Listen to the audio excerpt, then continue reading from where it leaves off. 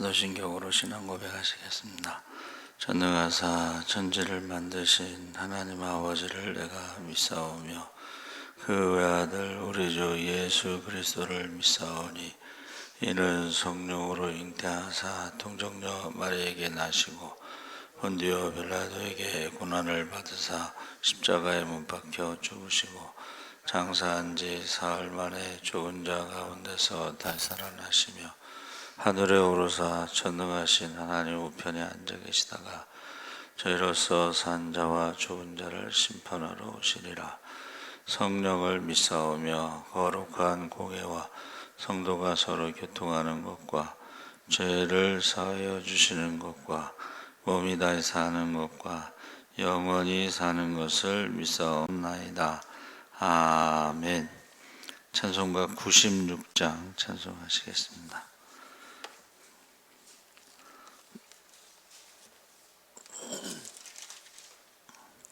찬송가 96장 찬송하시겠습니다. 예수님은 누구신가? 우는 자의 위로와 없는 자의 풍성이며 천한 자의 높음과 잡힌 자의 노임되고 우리 기쁨 대신에 예수님은 누구신가? 약한 자의 강함과 눈먼 자의 빛이시며 병든 자의 고침과 죽은 자의 부활되고 우리 생명 대신에 예수님은 누구신가? 추한 자의 정함과 죽을 자의 생명이며 죄인들의 중보와 멸망자의 구원되고 우리 평화 대신에 예수님은 누구신가? 온 교회의 머리와 온 세상의 구주시며 모든 왕의 왕이요 심판하실 주님 되고 우리 영광 대신에 아멘. 하나님 말씀은 마가복음 8장 27절에서 38절까지 말씀을 보겠습니다. 신약성경 67쪽에 있습니다.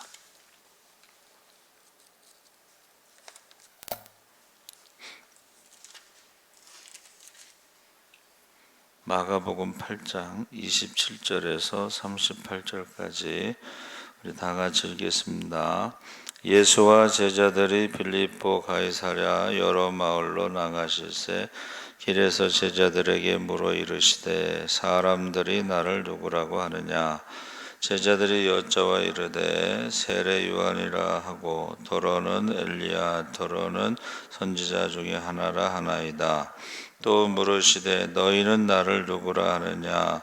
베드로가 대답하여 이르되 주는 그리스도시니이다 하매 이에 자기의 일을 아무에게도 말하지 말라 경고하시고 인자가 많은 고난을 받고 장로들과 대제사장들과 서기관들에게 버림받아 죽임을 당하고 사흘 만에 살아나야 할 것을 비로소 그들에게 가르치시되 드러내놓고 이 말씀을 하시니 베드로가 예수를 붙잡고 항변하매 예수께서 돌이키사 제자들을 보시며 베드로를 꾸짖어 이르시되 사탄아 내 뒤로 물러가라. 내가 하나님의 일을 생각하지 아니하고 도리어 사람의 일을 생각하는도다 하시고 무리와 제자들을 불러 이르시되 누구든지 나를 따라오려거든 자기를 부인하고 자기 십자가를 지고 나를 따를 것이니라.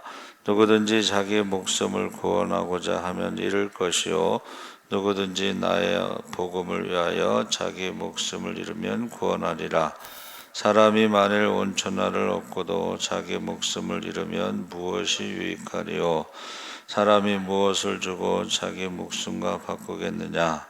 누구든지 이 음란하고 죄 많은 세대에서 나와 내 말을 부끄러워하면 인자도 아버지의 영광으로 거룩한 천사들과 함께 올 때에 그 사람을 부끄러워하리라. 아멘. 할렐루야. 네, 잘하셨습니다. 감사합니다. 오늘 말씀의 제목은 신앙의 부조화. 그래서 심리학의 인지 부조화라는 용어가 있습니다.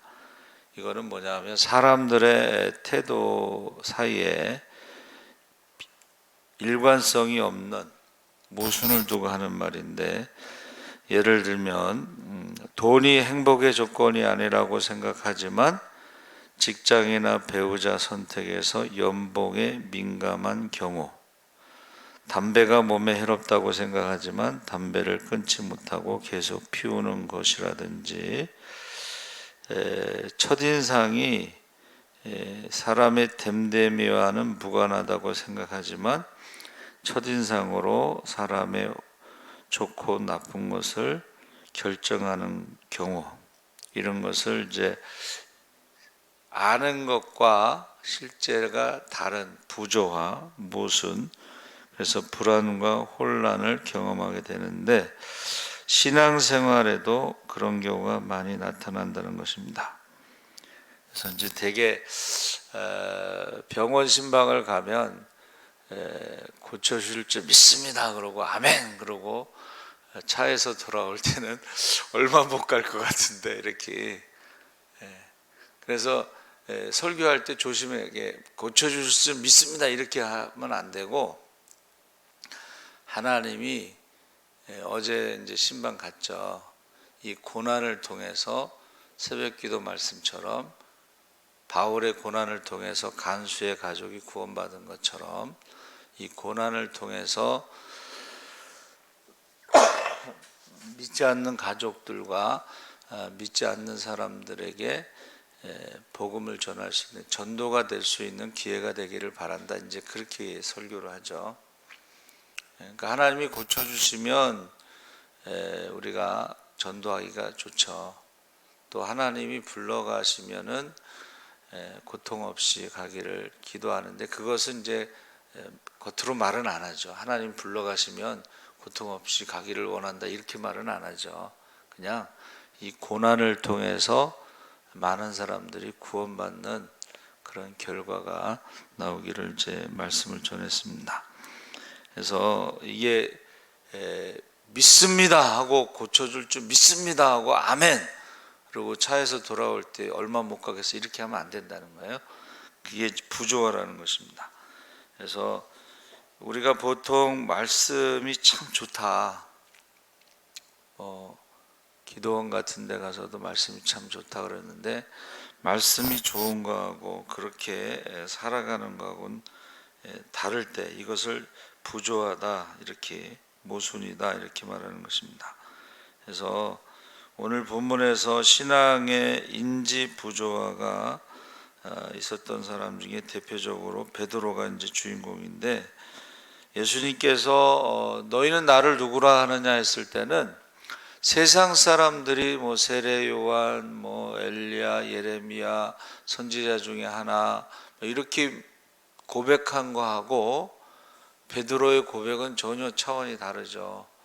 주는 그리스도시요 살아계신 하나님의 아들이라고 하는 이 고백은 예수님이 기뻐하셨어요. 그렇죠? 그래서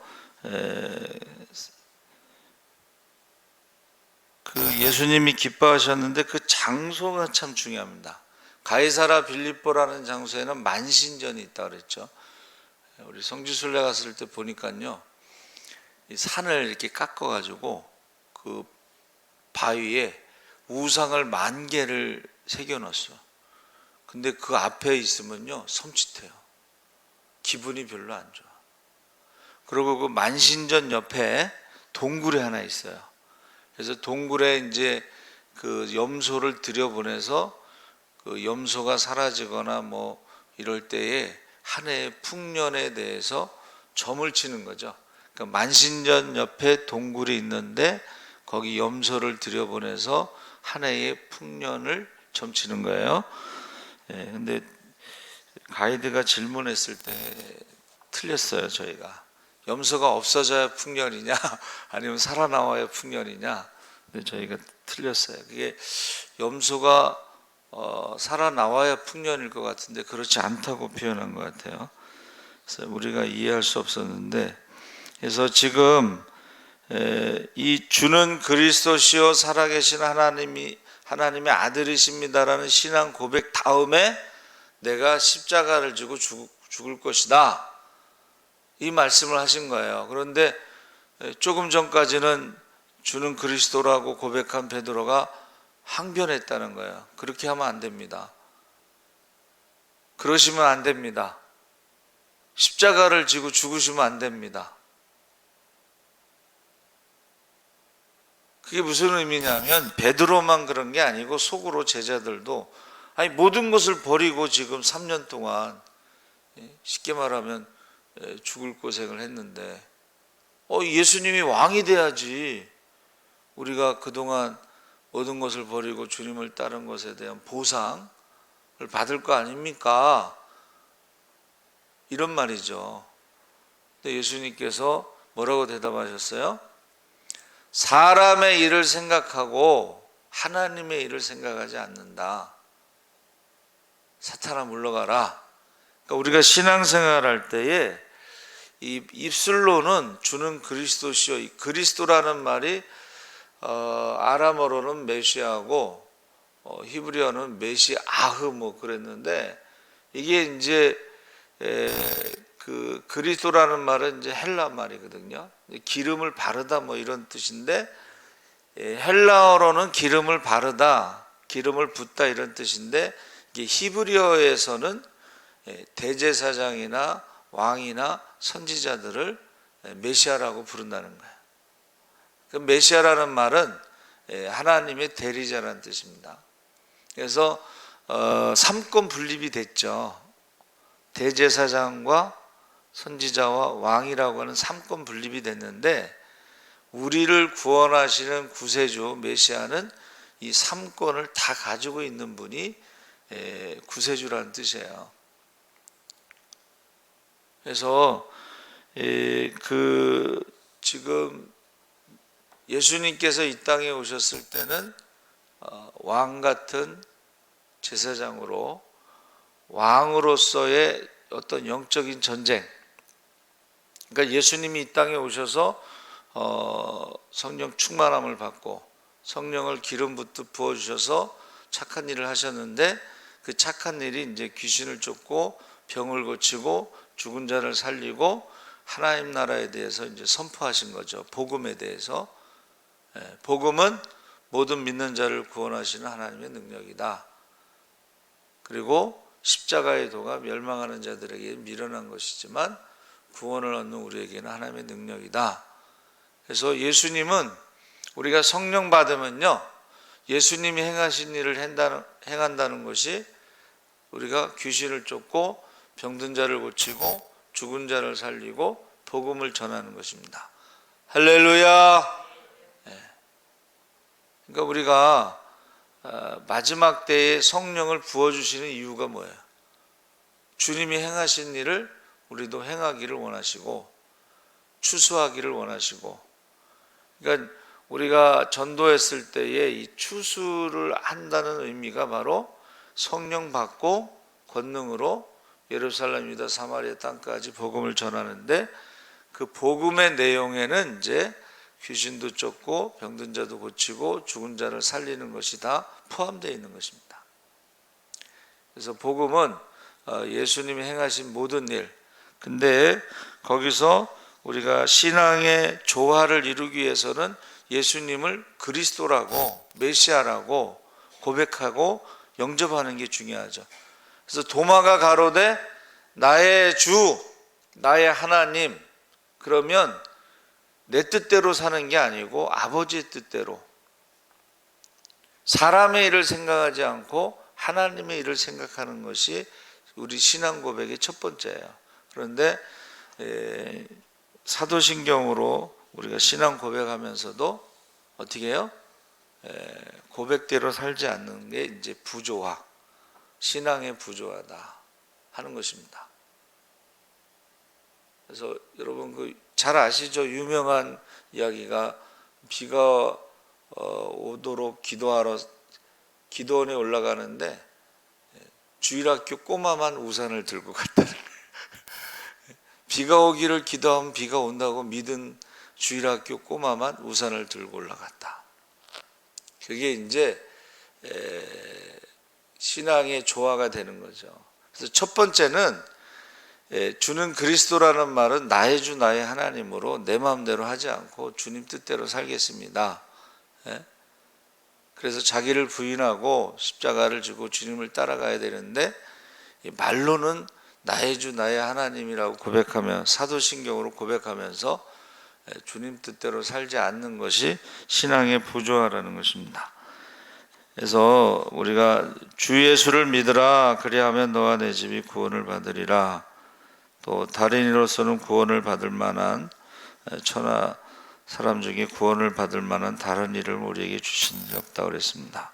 그래서 바로 예수님이 유일한 구세주, 그러니까 하나님도 한 분이시고 중보자도 한 분이시고 성령도 한 분이신데 이 예수만 믿어야 구원받는다라는 말에 이제 다른 종교에서 막 공격하죠. 독선적이고 뭐 이렇다. 그런데 뭐 세계 인구가 78억이라도 아버지는 한 분이시고 어머니도 한 분이시죠.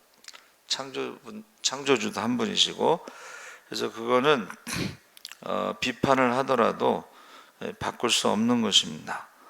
그래서 저와 여러분이 이거는 뭐 양보할 수도 없고 타협할 수도 없는 거죠. 그런데 이제 많은 뭐 예수 믿는 사람들 중에 점집에 찾아가는 분들도 많다고 뭐 그래요. 그래서 그런 것에 대해서 문제가 되는 거예요. 부조화.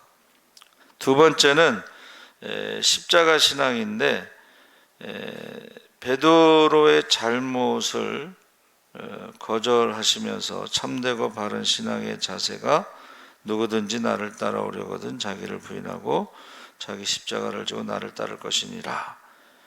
이 십자가라고 하는 것은 이제 죽는 것을 말하는 거잖아요. 그렇죠? 예수님과 함께 십자가에 우리의 욕심, 그런 것들이 죽어야 되는 거죠. 그것을 이제 바울은 세례라고 표현하고 있습니다. 예수님과 함께 죽고 예수님과 함께 사는 새로운 피조물로, 그래서 십자가에서 죽는 것이 바로 우리가 신앙 고백인데 안 죽으려고 하는 게 문제가 되는 거예요. 십자가에서 죽어야 되는데 죽지 않으려. 만약에 예수님께서 십자가에 죽기까지 순종하시지 않고 그 마지막 유혹이라는 책에 그 천사가 와가지고 예수님의 십자가 위에서 속삭인대잖아요. 하나님이 계획을 바꾸셨다. 십자가에서 죽지 말고 내려가라. 이게 마지막 유혹이라는 거예요. 여러분, 이 마지막 유혹은 우리가 신앙생활을 할 때도 마찬가지예요. 십자가를 지지 말라고 하는 유혹이 많습니다. 꼭 내가 해야 되냐? 다른 사람도 많은데 장로님도 계시고 권사님도 계신데 집사가 꼭 네가 해야 되냐? 뭐 이런 식으로. 근데 직분은 다 다르죠. 그래서 어제 그 병원 신방 갔을 때 이제 장로님하고 그 남전대 회장이 마침 그 휴가라고 해요. 휴가. 그러고 이제 한 7분 정도가 갔는데 가면서 이제 어떤 분이 그 얘기를 하시더라고요. 그 사람 참 복 있는 사람이다. 이렇게 교회에서 많은 분들이 신방 가기가 쉽지 않은데 요새는 코로나 때문에 면회도 안 되는데 1층에 내려와서 이제 잠시 말씀을 전했는데 그 16장 30 사도행전 16장 31절 주 예수를 믿으라 그리하면 너와 내 집이 구원을 얻으리라. 그 말씀을 전하기 위해서 간 거예요, 사실은. 그게 마지막이 될지도 모르니까. 그래서 저와 여러분이 이 십자가, 교회마다 다 십자가가 있잖아요, 그렇죠? 십자가를 보면서 죽어야 되는데, 자기를 부인해야 되는데 자기를 부인하지 않는 게 신앙의 부조하다 하는 것입니다. 그래서 십자가가 하나님의 능력, 지혜, 구원을 얻는 하나님의 능력과 지혜라고 그랬죠. 여러분, 유럽 대륙에 기독교 복음을 가져온 아일랜드의 켈트족 수도사들이 5세기에서 7세기에 해외 선교를 시작했는데, 선교사로 떠날 때에 페레그레나치오, 굉장히 어려워요. 페레그레나치오, 서약을 하는데 그게 무슨 말이냐면 세 가지를 포기해야지 세 가지 색으로 된 조그만 깃발을 준다고 그래요. 배지 같은 걸 주는지. 근데 첫 번째를 나의 사랑하는 가족을 포기한다. 두 번째는 나에게 익숙한 고국 문화, 환경을 포기한다. 세 번째는 나에게 편안한 모든 미래를 포기한다. 이 세 가지를 포기하고 그들이 선교사로 가서 결국은 성공하게 되는 거죠. 그래서 5세기에서 7세기에 독일의 복음이 전파되고 벨기에 지역이 기독교를 받아들이게 된다. 그래서 이 성령의 역사가 그냥 일어나는 것이 아니라 자기를 부인하고 자기 십자가를 지는 데서 일어나는 것입니다. 그래서 누가 뭐라고 해도 기독교의 상징은 십자가입니다. 근데 처음에는 기독교의 상징이 십자가가 아니고 오병이어가 기독교의 상징이었어요. 오병이어가. 왜냐하면 이제 십자가는 저주받은 것이라고 생각하기 때문에, 나무에 달려 죽으면 저주받은 것이라고 생각하기 때문에 기독교의 상징이 오병이어였어요. 나중에 이제 기독교의 상징이 십자가가 되는데, 그 십자가의 그 전에 물고기 그림 있잖아요. 헬라어로 물고기가 익투스인데 그게 첫 글자를 따면 익투스가 뭐냐면 예수 그리스도 하나님의 아들 구세주라는 것의 약자가 물고기라는 단어의 뜻이 되는 거예요. 그래서 이 물고기를 이렇게 땅에다가 이렇게 물고기를 그리면 나는 믿는 사람입니다, 이런 뜻이에요. 그런데 이제 나중에 이것이 십자가가 기독교의 상징입니다. 그런데 무례한 기독교라고 하는 책의 저자 마우 교수가요, 현대 사회에서 기독교와 교회들이 자초한 위기는 복음에 대한 승리주의적 해석에 있다고 진단했다. 일명 번영신학이라고 하는데, 쉽게 말하면 우리나라로 말하면 이게 축복신앙입니다. 그 미국의 크리스탈 교회 그 목사님하고 우리 조영기 목사님하고 이 번영신학, 축복신앙, 교회 성장학, 교회 성장학이라고 하는 것은 경영학과 복음을 혼합한 그런 것, 혼합주의입니다. 그래서 이 십자가의 어떤 신앙이 없어진 거예요. 십자가의 신앙이. 그래서 교인이 숫자가 많고 건물이 크고 예산이 많고 이것을 가지고 이제 축복받았느냐, 성공했느냐, 이런 것을 자꾸 생각하게 되는 거죠. 그렇게 따지면 예수님은 큰 교회를 건축한 적도 없고 교인들을 많이 모은 적도 없고 다 떠나갔잖아요. 나중에 십자가를 지실 때는 제자들도 도망갔잖아요. 그렇죠? 그리고 열두 사도도 이 번영 신학이나 이런 것을 교회 성장학을 가지고 보면은 12명이 다 순교했습니다. 가룟 유다는 자살했고 가룟 유다를 대신한 마띠아도 역시 순교했어요. 그러니까 지금 기독교에 대해서 사람들이 큰 대형 교회, 대형 마트, 황제 경영, 세습 뭐 이런 식으로 머릿속에 지금 많이 각인이 됐죠. 십자가가 없는 거예요. 그래서 우리가 예수님이 유일한 구세주라는 신앙 고백과 함께 십자가 신앙을 우리가 고백하면서 십자가가 없으면 그게 신앙이 부조하다. 세 번째는 이 모든 것이 하나님의 은혜로 우리가 구원받는다. 그래서 주님이 뭐라 그러셨어요? 바요나 시모나 내가 복이 있도다. 이를 내게 알게 하니는 혈육이 아니요 하늘에 계신 내 아버지시니라. 베드로가 주는 그리스도시요 살아계신 하나님의 아들이십니다라고 고백한 것은 하나님의 은혜라는 거예요. 우리가 예수를 믿는 것도 생각해 보세요. 이스라엘에 2000년 전에 오신 예수님하고 내가 나의 주 나의 하나님으로 고백하는 것이 이게 사람의 힘으로 되는 게 아니다. 하나님의 은혜로 되는 것이다 하는 것입니다. 근데 하나님의 은혜에서 떠나면 바로 그리마옵소서 이렇게 나오는 거예요. 하나님의 일을 생각하지 않고 사람의 일을 생각하게 되는 것입니다. 그래서 사도 바울이 유명한 고백이 뭐예요? 나의 나된 것은 하나님의 은혜다. 그래서 저도 요즘 그 고백을 자주 하는데 결혼이 뭔지도 모르고 결혼하고 목회가 뭔지도 모르고 목회를 했는데 하나님의 은혜로 한 것이다 이렇게 고백을 합니다. 요새 자주 고백하죠. 그래서 저 여러분이 이 주는 그리스도라는 말이 모든 것을 결정하는 것은 주님이 하신다는 거예요. 그게 주는 그리스도라는 고백이에요. 나의 주 나의 하나님.